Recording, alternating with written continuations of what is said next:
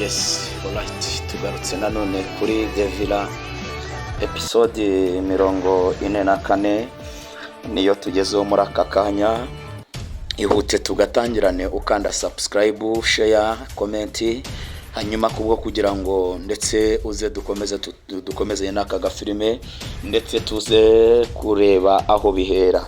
Twasoze episode ya 43 ndetse uwitwa Nana amaze kubura. Ese yaraburiye hehe? Nibyo nibaza nawe wibaza. Ndagira ngo ukurikire unarebe kandi urebe aho bihera. Hanyuma ndetse nanone tugarutse muri episode ya 44.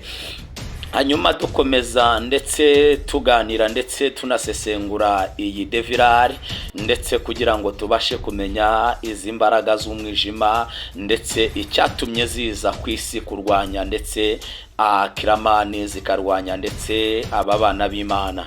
Ese biraza guherera hehe? Katurore aho bihera. Ndagira ngo rero nge nawe uze dufatanye gwicara ndetse ku ntebe dusesengure iyi episode ndetse ya 44 hanyuma ndetse turebe aho biza guherera. Hanyuma tugarutse kuri nyina wa Teta cyangwa se nyina wa Fabiola ndetse nibwo yarazanye na mugenzi we, hanyuma nabo baje muri rwa rugo twasanze Nana yaburiyemo.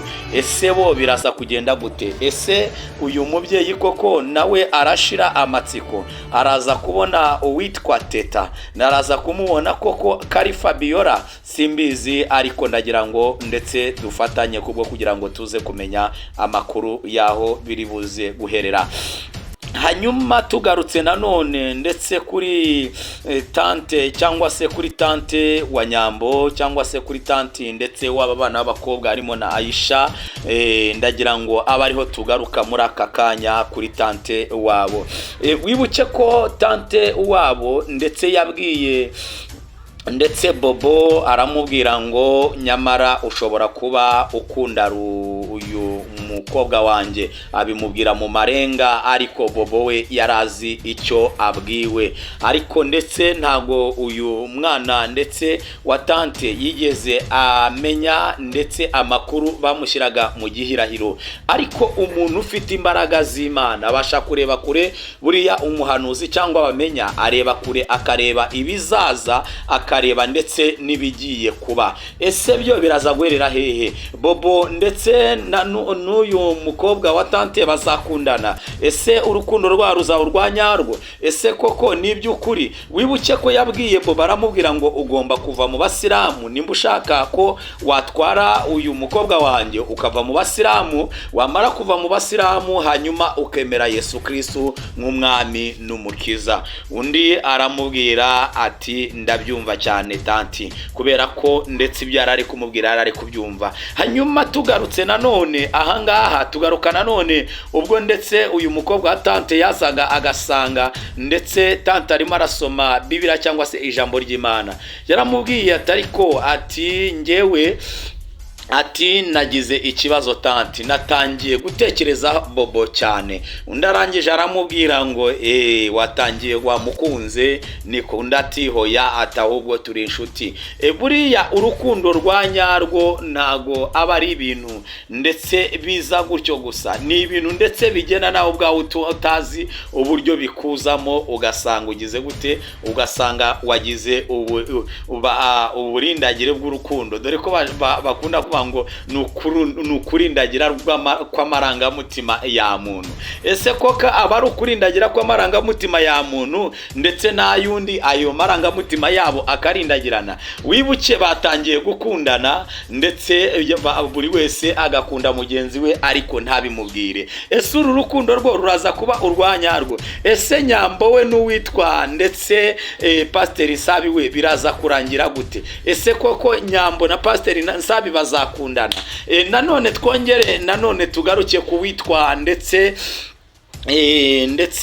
ku witwa Renzo wibukiye aho agakiza ndetse Pasiteri Nsabi niwe wamubwirije agakiza, kandi ntabwo yifuza ko hari umuntu urwanya ndetse uwitwa Pasiteri Nsabi. Dore ko bongeye guhurira mu nzira, ayongera amuha amakuru mu bwenge, aramubwira ngo ni byiza buriya uyu Renzo ndetse yavuze ijambo ryiza cyane, aramubwira ngo isimbi ni umwana mwiza mu bisanzwe kuko isimbi twarakundanye, ariko ugira amakenga, hari misiyo ndetse ashobora kuba afite, isimbi ashobora kuba afite. Kandi ikindi wongera kumenya, ntuzigere na rimwe, niba ukunda isimbi, ntuzigere na rimwe umujyana mu rugo rwawe aharyame, kuko biragatsindwe kuvuga ngo pasiteri yaryamanye ndetse n'uwitwa simbi umukristo ayobora.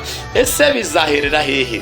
Pasiteri arangije aramubwira ngo none se wakundana n'umuntu ntumwereka aho uba koko? Kandi koko muri ruhande nibyo, ariko nanone ukurikiranye usanga nta gatego kaba karimo. Buriya ntago abantu bose mukundanye cyangwa abantu bose musengana Imana ari ngombwa bamenye uko ubayeho cyangwa se bamenye ubuzima ubayemo, kubera ko yamaze kumenya ubuzima ubayemo abasha kukumenyera. Kandi biragatsindwe kumenyera umukozi w'Imana cyangwa se kumenyera umushumba, ndetse nimba ari cyumubaza kimubaze, nimba ari cyakugira inama akugira inama. Arangije aramubwira ngo ujye ukora ibishoboka, niko uwitwa Renzo yamubwiye. Yaramubwiye ngo ujye ukora ibishoboka, byibuze murebe ahandi muhurira atari mu rugo muganire. Pasiteri ndetse ntabwo yatindikanyije, ntabwo uyu Pasiteri Nsabi yigeze atindiganya. Yaramubwiye ngo ukumbwiye koko ashobora kuba ariko kuri. Hanyuma muri iyi minsi abapasiteri b'iyi minsi ntabwo bagirwa inama n'abakristo babayobora, oya ashwida,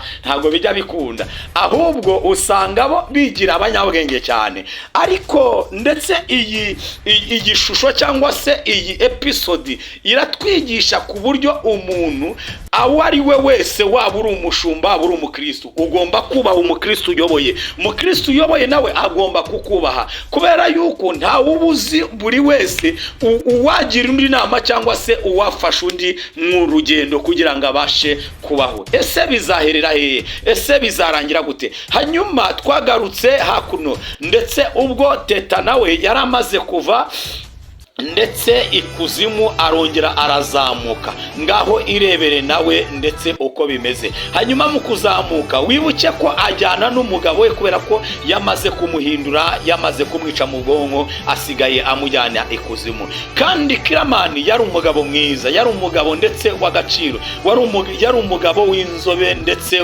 urukara rwiza rukeye, kandi umugabo mwiza cyane. Ariko ubu tuvugana, ikiriho nuko Kiramani ndetse twamaze kumenya yuko ndetse umwanzi yamufashe bugwate, bamumuritse ikuzimu. Ndetse uwitwa ndetse Nzahino we yaranavuze ngo erega ngo ndetse bosi ashobora ko atakinoga. Sinzi uko byaje kugenda. Ese koko bimeze gute ibya Kiramani? Ese Kiramani araza gukira, araza kuva mu bujunjame? Ese Kiramani araza, abadayimoni baraza kumuvamo agarukane ubuzima? Ndagira ngo ukurikire unarebe, kubera yuko bajyana ndetse na Teta.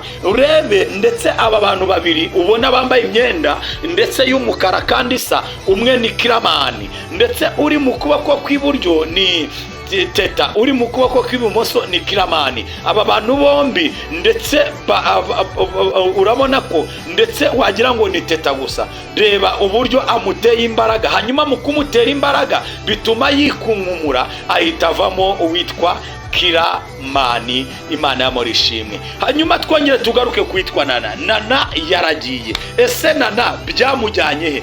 Byaba byaramujyanye kuzimu? Ese Nana araza kugaruka gute? Araza kuboneka gute? Dore ko mugenzi we atangiye no kumuhamagara, dore ko mugenzi we yumiwe, dore ko mugenzi we byamucanze. Mbega agahinda n'umubabaro, mbega ibibazo, dore ko ndetse bitoroshye. Hanyuma twongere tugaruke kuwitwa ndetse nanone kuwitwa nyina wa Teta ariwe Fabiola, ndetse n'uwitwa ndetse n'uyu mubyeyi bazanye kureba ndetse Fabiola ariwe Teta.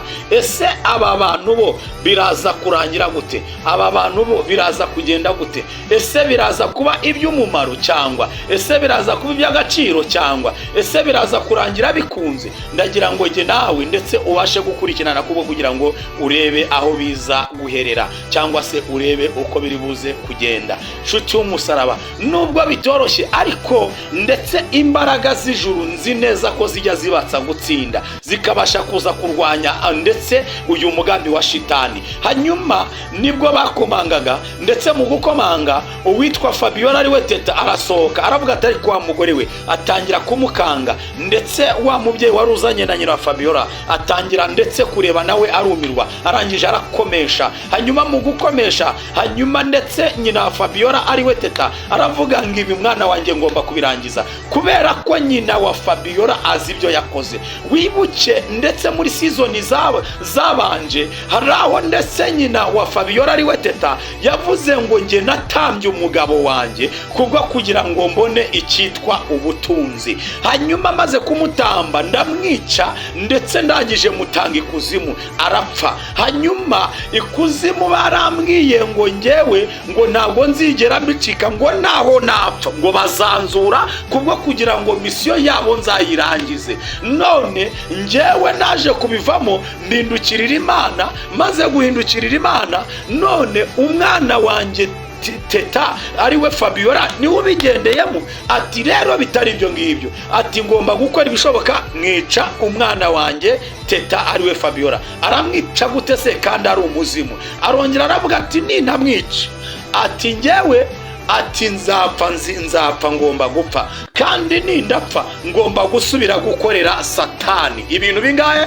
Ibintu bitatu: gukorera Satani, kwigupfa, kwiyica agapfa, cyangwa se Teta akongera akamwica agapfa. Birashoboka? Biraza kugenda gute? Ese ibi byo biraza gushoboka? Ahangaha rero niho yararimo avuga ngo ndashaka gukemura ibibazo ndetse nateje mwana wanjye. Undi aramubwira ngo nge nta bubabare ndimo, nta n'uburibwe ndimo. Uwo ninde? Uwo ni uwitwa ndetse Teta wabimubwiye. Hanyuma tugaruke hakuno nanone tugaruke kuri Nana yabaye Nana yarirukanse ndetse kugira ngo arebe kamusanga mu rugo. Hanyuma mu kugera mu rugo ntabwo yigeze amubona, ndetse ahamagara telefone. Mu guhamagara telefone byaje kurangira ndetse bitagishobotse, birangira ndetse uwitwa ndetse Nana aburiwe irengero.